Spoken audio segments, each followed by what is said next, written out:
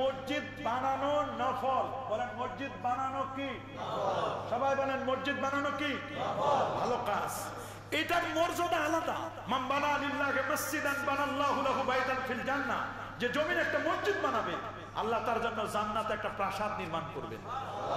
তবে আল আসবা ওয়ান নাজায়ের কিতাবের মধ্যে একটি ঘটনা আছে, এটা আমরা কামেল যারা আইন শাস্ত্রে পড়ে, ল যারা ফিকহ ডিপার্টমেন্টে পড়ে, তাদেরকে আমি এই কিতাবটি পড়াই। তো এদেরকে যখন পড়াই তো ওইখানে একটা কায়দা দেখলাম যে মসজিদ বানানো এটা একটা ভালো কাজ, আর মসজিদের গেটের সামনে যদি কেউ ঢিলা কুলুক, চিনেন পেশাব করার পরে যে নেয় নেয় না, এখন তো এগুলো নাই, এখন হলো টিস্যু পেপার। কি পেপার? জিজ্ঞেস করা হলো এই ঢিলা কুলুক উত্তম দেওয়া নাকি মসজিদ বানানো উত্তম? তা মাসআলা লেখছে যে ঢিলা কুলুকটা উত্তম। আমি আমার হিসাবে মিলাইতে পারি না। আমি বললাম কারণটা কি? কেন? ঢিলা কুলুকটা বানানো মানে এটা দেওয়া উত্তম এই কারণে, কারণ ঢিলা কুলুক এটা নবীর সুন্নাত।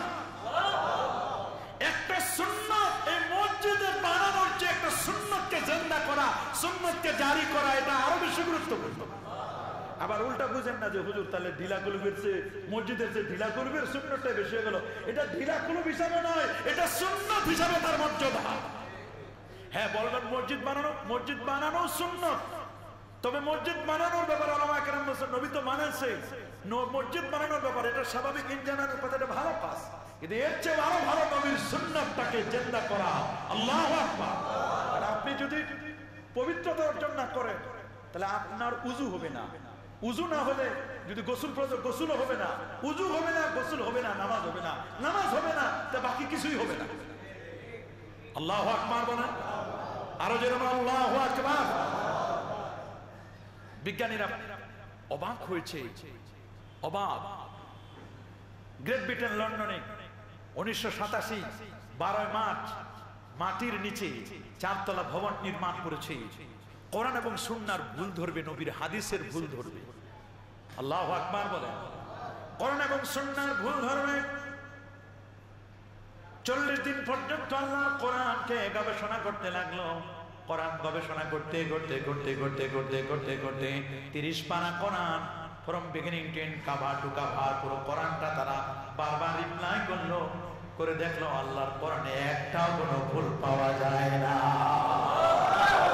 রব্বুল আলামিন বলে দিয়েছেন আলিফ লাম মিম যালিকাল কিতাবু লা রাইবা ফীহি হুদাল লিল মুত্তাকিন।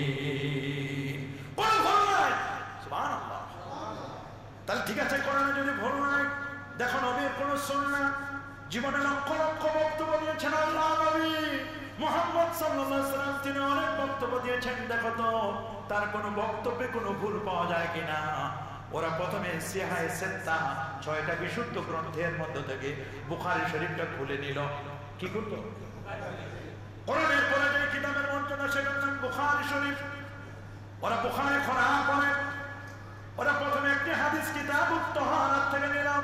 শুরু লগ্নে হাদিসটি আল্লাহ নবী 1000 বছর আগে বলে দিয়েছেন, ইজা ওয়ালাগাল কালবু ফি ইনাই আহাদিকুম ফালিয়াগসিলহু 7 মাররাত ওয়া বিসামিনাতি বিতুরাব। কুকুর যদি কোন পাত্রের মধ্যে খাবারে যদি মুখ দেয়, কোন খাদ্যে যদি কুকুর মুখ দেয়, ওই খাবারটা খাওয়া যাবে না, কারণ কুকুরের জিহ্বার মধ্যে, লালার মধ্যে এমন 4 মাসের জীবাণু আছে।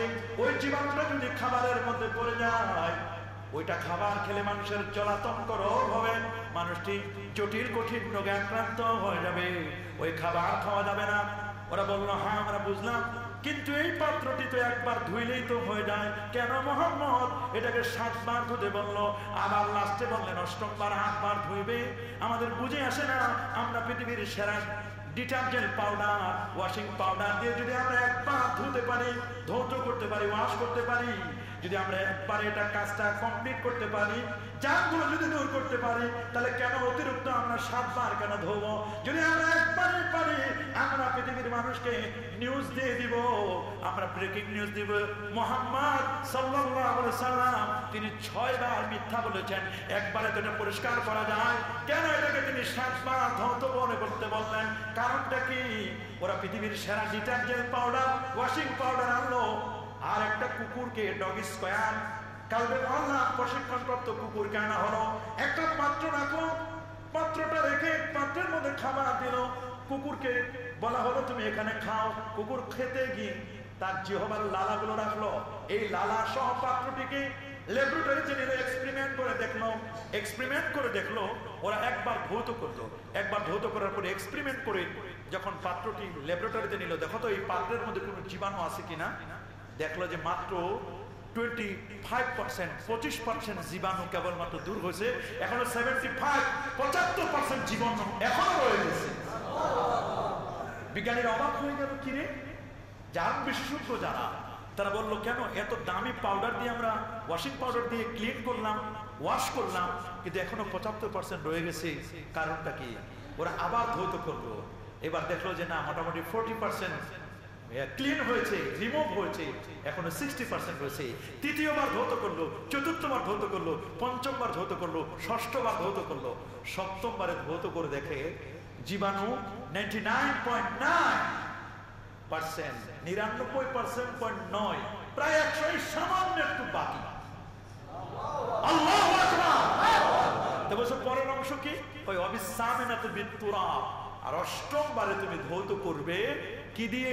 মাটি দিয়ে। মাটি, কারণ মাটির মধ্যে এমন কতগুলো ম্যাগনেসিয়াম আছে, এমন কতগুলো জিনিস আছে, মাটি দিয়ে ধৌত করলে পরে আপনার ওটার মধ্যে যত জীবাণু, সব জীবাণু দূর হয়ে যায়। তা আমি মূলত এই হাদিসটি বলতে চাচ্ছি আগের হাদিসটির সাথে একটু মেসিং করে দেওয়ার জন্য। রসুল বলেছেন তুমি যখন ওয়াশরুমে যাবে, তুমি যখন বাথরুমে যাবে, তখন ঢিলা কুলুপ নিবে, কারণ ঢিলা কুলুপটা এটা যখন আপনি ওয়াশরুমে যখন ব্যবহার করবেন, আফটার মল আপনি মল ত্যাগ করার পরে, আপনি যখন আপনার স্টুল পাস করার পরে আপনি যখন টিস্যু পেপার নেন, টিস্যু পেপারের মধ্যে কেমিক্যাল দেওয়া আছে, টিস্যু পেপারের মধ্যে লাল রং দেওয়া আছে, এটা যখন সেন্সিটিভ জায়গা আপনি ইউজ করবেন, তখন ওই জায়গায় ক্যান্সার হবে, অশ্বরোগ হওয়ার সম্ভাবনা রয়েছে। কিন্তু আপনি যদি ঢিলা গ্রুপ মাটি নেন, অরিজিনাল মাটি, এই মাটি নিলে আপনার ওই সমস্ত রোগ থেকে আল্লাহ মুক্তি দিবেন। আল্লাহু আকবার। শুধু তাই নয়, নবীজি সাল্লাল্লাহু আলাইহি ওয়াসাল্লাম তিনি যখন বাথরুম থেকে, ওয়াশরুম থেকে যখন বের হতেন, বের হয়ে আমরা তো সাবান ইউজ করি, আমরা তো জার ক্লিনার ইউজ করি, আমরা বিভিন্ন জায়গা থেকে বিভিন্ন কিছু ইউজ করি। রাসূলের তরিকা ছিল নবীজি বাথরুম থেকে বের হওয়ার পরে হাতটা মাটির মধ্যে ডলা দিতেন। আল্লাহু আকবার। মাটির মধ্যে ডলা দিলে এই হাতে আর কোনো জীবাণু থাকে না, মাটির সাথে জীবাণুর একটি সম্পর্ক আছে। আল্লাহু আকবার। ওরা বললো তাহলে 2 নম্বর হাদিসটা নাও, প্রথমটা আমরা ফেলুর। রাসূল যা বলেছেন 100% অ্যাবসলিউটলি ট্রু,